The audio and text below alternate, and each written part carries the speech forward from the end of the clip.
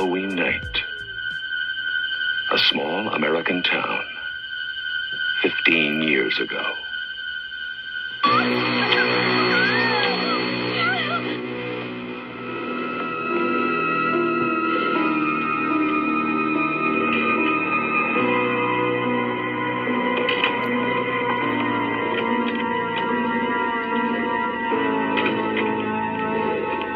Michael?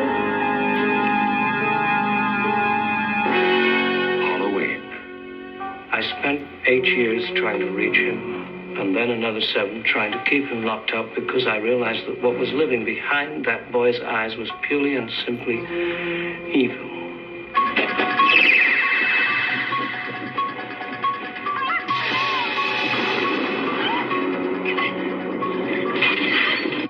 I think he'll come back. Exploring uncharted territory. Totally charted. Just talk. Sure. The only reason she babysits is to have Halloween.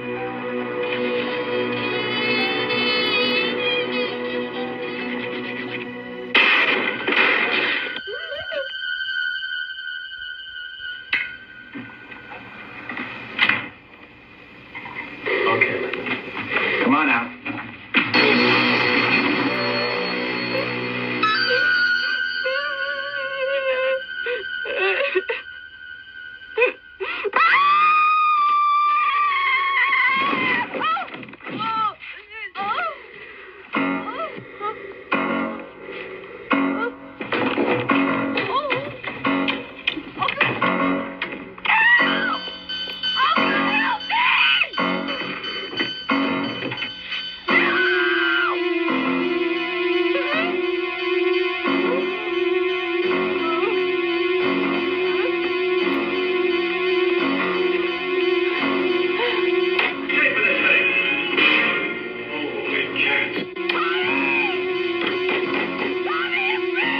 Halloween. The night he came home. Hey there, and welcome back to Dave's Movie Diary.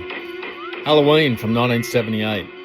As I was watching the trailer that I've just put on the front of this episode, I thought, is this a waste of time because people can't see the horror that's happening in this cool little trailer?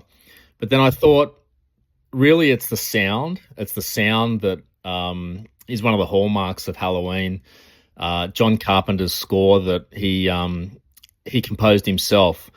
And I think just hearing that for folks who've got a long history with this film like I have brings back a lot of the imagery. I'm talking for folks who've obviously seen the movie and repeatedly. But anyway, that's why I still put it on there.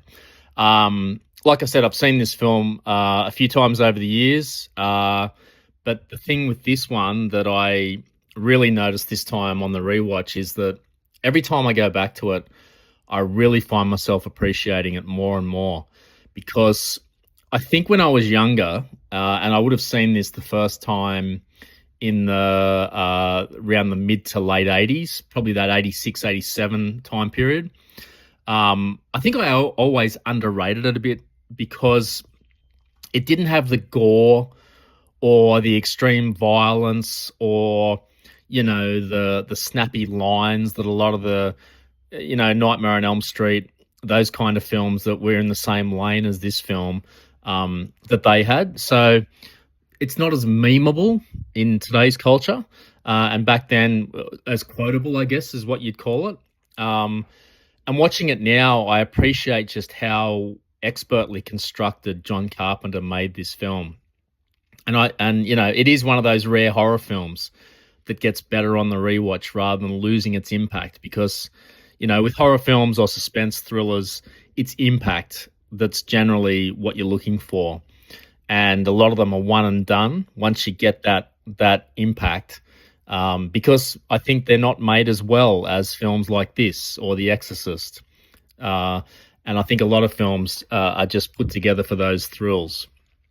And the other thing is that this just takes me back to, you know, those ages that I was, 15, 16, 17, and onwards, spending Friday and Saturday nights with mates, renting horror films, and just watching them all night on occasions. And there's something strangely comforting about revisiting a film like this, which is odd when you think about what the film's about. I mean, in its essence, it's quite a straightforward film plot-wise. That young Michael Myers, we see him at the start in 1963. He's like 6 years old or something, and he attacks his sister with a knife, and butchers her, and gets put away for an indeterminate period of time. And then 15 years later, in 1978, which is when the film's made, he's been in a mental institution, seemingly unreachable from his doctor, Dr. Loomis, played by Donald Pleasance. Unreachable, impassive, seemingly unrepentant and unremorseful for his heinous crime. And he escapes, and he gets out, and Dr. Loomis is convinced that he's heading back to his little town that he came from to wreak further havoc. And he's right, as it turns out, Dr. Loomis, because that's exactly where Michael Myers goes. And he hones in on the character of Laurie, played by Jamie Lee Curtis, and basically follows her and her friends around for Halloween night. And yeah, what we get is this fantastic, unsettling, expertly crafted, indelible, iconic film. And I kind of hesitate to call it a horror film, because I think that has certain connotations that are really unfair to a film that's stood the test of time and then some. So I just thought I'd talk through a few themes. Like I said, I've already touched on what my initial impressions were when I saw this film. I don't think it really resonated with me as strongly as, you know, some of the Nightmare on Elm Streets or The Omen, or some of those classical films with a lot more horrific set pieces, I guess you could call them. This film still has them, but John Carpenter does not go in for how can I kill someone in the most inventive ways in this one. It's more about the suspense, and you don't know where he is, and you're trying to find him and predict where he's going to come up. And he rarely does what you think he's going to do. So the first impressions on this rewatch when the film begins is just that incredible piano score. Of course, this is 1978, so you might recall, if you don't already know, that up until the last 10 years or so, a lot of these films started out with the credits appearing for some time. And depending on the film, it can be quite tedious sitting through who was the set designer, who was the best boy, who was the grip, who was the this and the that. All these meaningless names apart from the director, maybe the producer, and definitely the actors. This one Carpenter makes it intriguing and interesting with that great score that we all know so well whenever we think about this film. And you've got the lantern there with the candle in it burning. So already it's quite foreboding, and he sets the scene really well with that score. It's really minimal, but it's creepy. And I honestly think it's one of the great opening musical themes in film history. Of course, the score appears throughout the film, but just what a great way to set it up. And that opening sequence that I touched on in the plot, it's really extraordinary when I saw it this time, because thinking about it, it's that first person point of view, camera perspective, and you're following that young Michael Myers through the house. And I reckon it was really innovative for its time. I'm not sure it was the first film to do this. I'm not going to say hand on heart it was. I think it's the first one that I saw that did this, and it does it really well. And throughout this film, really whenever we're with Myers, you're forced to be sort of nearly become the killer, at least see through his eyes, and the breathing through that mask that he wears for nearly all the film. He's forcing you to become like a third party to his crimes, and that's discomforting because he's so impassive throughout. But then in this first scene, anyway, the brilliant reveal for me is when you just see him standing outside, holding the knife in a daze, with his parents just stunned and just staring at him, and then the camera slowly pans back and then goes above, so you get this panorama of the whole scene. It's a really innovative and interesting opening to the film, I thought. And then, of course, you know, we're off to 1978, and the escape, and then the real stalking throughout the film of Laurie, the Jamie Lee Curtis character, and it's so unsettling, just the way it's done. All right, John Carpenter, a really ahead of his time, probably underappreciated filmmaker, I think, apart from film nerds like me that think about things like this. When I watched this time, and I've probably seen this film, I reckon, about 5 or 6 times, I think. I was struck by just how disciplined the filmmaking is. You know, it comes in around 90 minutes, perfect for a film like this. There's very little wasted movement. There's no kind of unnecessary conversations or going off on tangents, no overcomplication. We've got a really interesting plot and a tight plot, and importantly, I think Carpenter really trusts the atmosphere that he builds. And often he allows silence to do the work for him, and that's really effective. I kind of wish that happened a bit more. And outside of the main theme that I've already touched on, it's really the suburban sounds, the night sounds, that do a lot of the heavy lifting in this one. You can hear crickets, you can hear dogs barking, the wind, the panning around on largely empty streets in this suburban, relatively upper middle class, it feels like, world. And I think that's Carpenter's aim here, is to project normality, and I reckon that's that normality that's exactly what makes the horror so effective, because it could happen to you, right? Yes, Myers does seem to have some superhuman nearly qualities towards the end, but outside of that, a lot of what goes on here is totally believable. And when you think about, as I did, not too long after I saw this, about the kind of killers that probably were the inspiration for films like this, they did things like this. They stalked people in the cover of night, and they did the sorts of things that Myers does. So it can happen. It's happened. And it will happen again. Not so much these days, which is interesting as well, in a different way.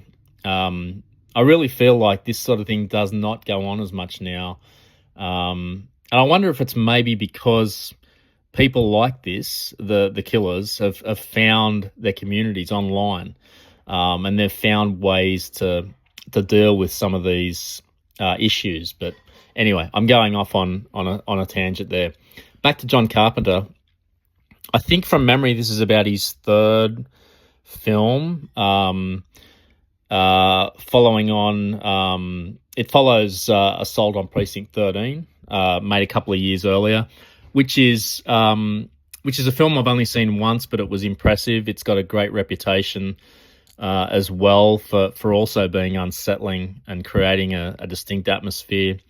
And then on into the 80s, he sort of stuck with the horror trope on and off, but then interspersed it with really interesting films such as Escape from New York and The Thing, both with Kurt Russell, both really interesting films. Some other horror films in the mid to late 80s. As well. They Live, of course. But he also makes other interesting films as well that are sort of outside the horror genre. Films like Starman and Big Trouble in Little China, films I haven't seen for a long time, but that I remember. I definitely remember Big Trouble in Little China quite fondly. And they're not horror movies by any stretch of the imagination, but he really made his bones in the horror genre, and the thing still stands up quite well, as does Escape from New York. In particular, it's a very impressive dystopian movie with Kurt Russell that's definitely worth checking out. Michael Myers, I thought, was worth mentioning too, that I do think he's one of the most frightening horror villains ever created. And it's largely because of his lack of expression, and the mask achieves that by cutting off any expression at all. You can't even see his eyes. But you can hear the heavy breathing and the slow, deliberate walk. I think that's the first time I'd seen that. Even when he gets stabbed or shot, you never really see him register pain. Everything about him feels otherworldly. And the scene where he impales the boyfriend of PJ Souls in this, and he's just admiring his handiwork, kind of, when he simply tilts his head left and right after he's pinned him against the wall with the knife. Like, just wondering, how did I do that? Or how does this look? And it's followed by the scene where he goes up the stairs, puts the sheet on with the glasses, and does some more interesting things there, and also lifting the headstone from the cemetery, putting it on the pillows above the other dead girl. Really creative, but quite sickening things. Like he's experimenting, like he's trying to understand human reactions, like it's an experiment, like the people that he's following and killing and torturing, a part of a wider inquiry into human behavior, playing with fear, testing these people. It's really brilliant. And you only get one look at him when his mask comes off towards the end. And that's brilliant too, because you are reminded, hey, it's just whatever he is, 20-year-old, 21-year-old guy who's just really mixed up, obviously, and then the mask quickly comes back on again, and we're off and running. So, one of the greats. I still think he's one of the great, if not the greatest, bad guys in this sense. Definitely better than Jason and some of the others in this lane. I'd argue that Freddy Krueger's in a slightly different parallel lane, but yeah, I'm a big fan of what he does here with Myers. And I another thing is, I said it before, suburbia, the suburbia setting makes it really scary. We never get out of suburbia in this film. Like, it doesn't happen, again, a comparison to Friday the 13th. That's an isolated camp in the middle of nowhere. You're expecting things to happen out there. This happens in just ordinary, everyday, quiet streets, nice houses, kids trick-or-treating, neighbours who all know each other, trust each other with their kids. It just feels like somewhere this could actually happen. And to me, it's those mundane things that always make something scarier, because you start to picture yourself in that situation and you wonder, what would I do? How would I deal with this? Or is this going to happen to me? And I always remember watching this once when I was, it wasn't my first time watching it, but I was in my late teens or around that age, and I had to take the bins out, and I'd stupidly left it until the last, being a great student of time management even back then, I left it until the last minute before I went to sleep. And we had this really steep, long driveway, hemmed in on both sides by lots of trees and shrubbery, in a quiet cul-de-sac. And so I had to haul the bins up. But on the way down, I started to get that tingle on the back of my neck, and I started to walk a bit quicker, and I started looking around, and that's when you know it's all over. And I think by the end I was running up the stairs to get in the house, and really juvenile. But this film, it did something to me because of the ordinary setting. And I lived in similar suburbia, and really effectively done. There is some nostalgia there for me as well, and films like this in these settings remind me of growing up in similar neighborhoods where everyone knew everyone, and it was like a village. Kids wandered house to house. This is back in the olden times, of course. The late 70s and the 80s, and there was a sense of safety that we definitely don't feel the same way anymore.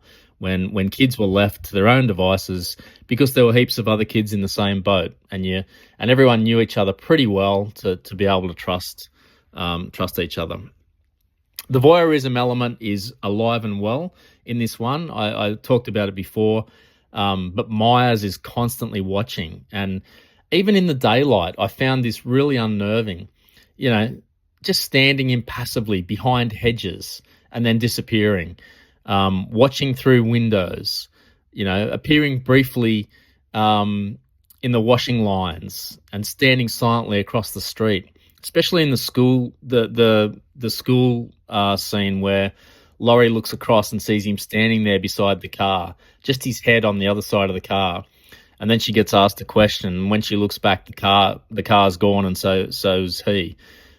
Still creepy, just those little moments, and there's the score ramps up a little bit out of nowhere. Really effective. And of course, when I talk about voyeurism, I always think of the master of voyeurism, which is Brian De Palma, and what he did in films like Dressed to Kill. I feel like Dressed to Kill is his attempt at a similar dynamic as the killer in this. The heavy breathing, the stalking, and being forced to watch and be a party to it. Of course, another thing that this film really helped develop and solidify was the sex horror formula, and it's one of horror cinema's most famous tropes. Of course, as soon as you have sexual intercourse, you're not long for this life, because the Jasons and the Michael Myers and there were plenty of others throughout the 80s in particular, that was like red rag to a bull, and you were gone. Recurring theme, and always it was the more responsible, cautious character surviving, the one who's a virgin or doesn't have sex in the film at least. And in this case, Laurie Strode becomes the final survivor. And it was copied a lot, wasn't it? Jamie Lee Curtis, of course, apart from Myers, she's the face of this movie. She appears in Halloween 2 and Halloween H2O 20 years later, and possibly another one as well. I kind of lost track of them after that. I didn't mind Halloween H2O, actually, when it came out in 98. I always think it's funny watching this now and seeing her with long hair, because it's one of the few times I saw her that way. I got used to her 80s and 90s look with the short hair that just looks so cool and hot on her.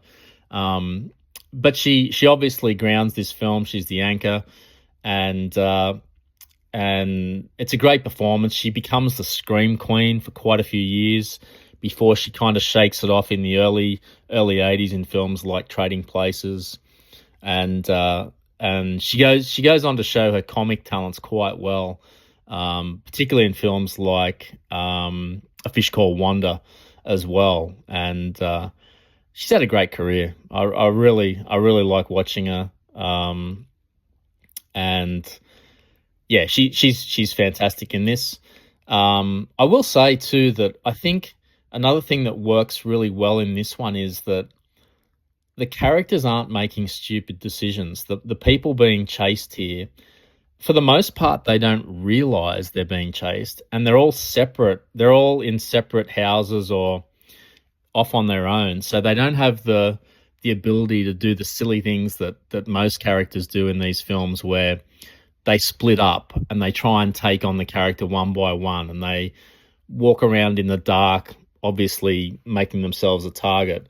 The characters in this film are just going about their normal business, and they're teenagers on Halloween. They're trying to get with their boyfriends. They're trying to deal with the babysitting duties. That they don't know that there's a deranged killer out there. They're just being young and living their lives. So they're behaving naturally, and that's another thing that adds to the realism here.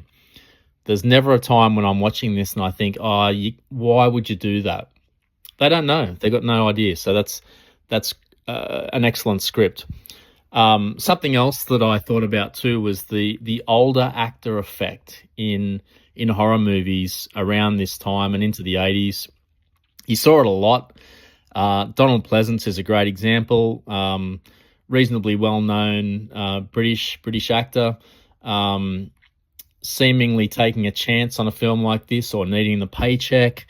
It would not have appeared to be a classic film in the making, as Star Wars wasn't, and it had Alec Guinness and Peter Cushing. In Alec Guinness's case, an extremely well-known, highly thought-of actor at the time who needed the money.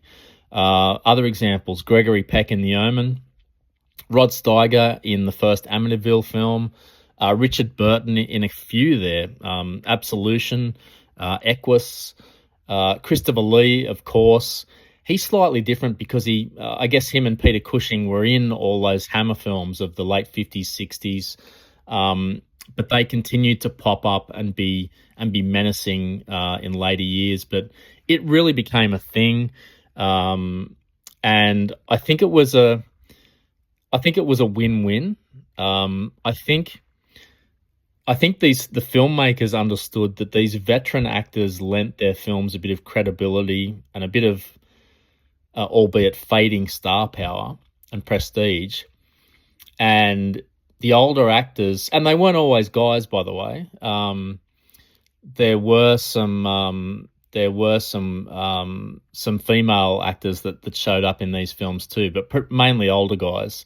And for them, obviously, they got to work and they got to still get paid and still be visible, I guess. So yeah, it does feel like a bit of a fascinating trend from that era. Another thing that I thought about watching this was the suspense over gore dynamic, and it's a rarity. Even The Omen that came out a couple of years earlier was pretty heavy on the gore and the inventive ways for people to die. And I probably used to just lump Halloween with all the other slasher films until I thought about it this time. It really doesn't belong there with the others. It's more a suspense thriller that has some horror elements to it. There's no real gore. Yes, you're watching a few people die, but for the most part, you're not seeing blood splattering and people being cut to pieces, or, you compare it to the Texas Chainsaw Massacre or even the things that happen in Nightmare on Elm Street and plenty of other slasher films.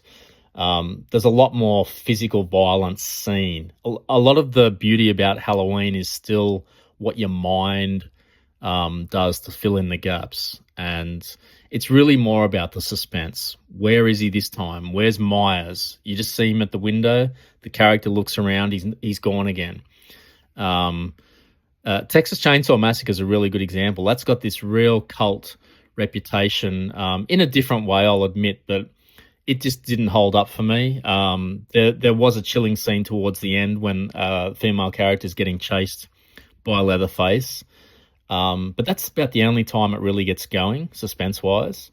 Whereas this is from the get-go. As soon as you hear the John Carpenter's score at the start, you're in. and you're already starting to feel the tension rising. So Halloween's just simply a far better made film. That's all it is on every level, especially the suspense construction. You know, like a great example in this film is the laundry room sequence, where the light doesn't work and she's in there trying to wash her clothes, and it's out in the backyard away from the main house, and the little girl's in the house with the volume turned up. No one can hear this woman out here trying to wash her clothes.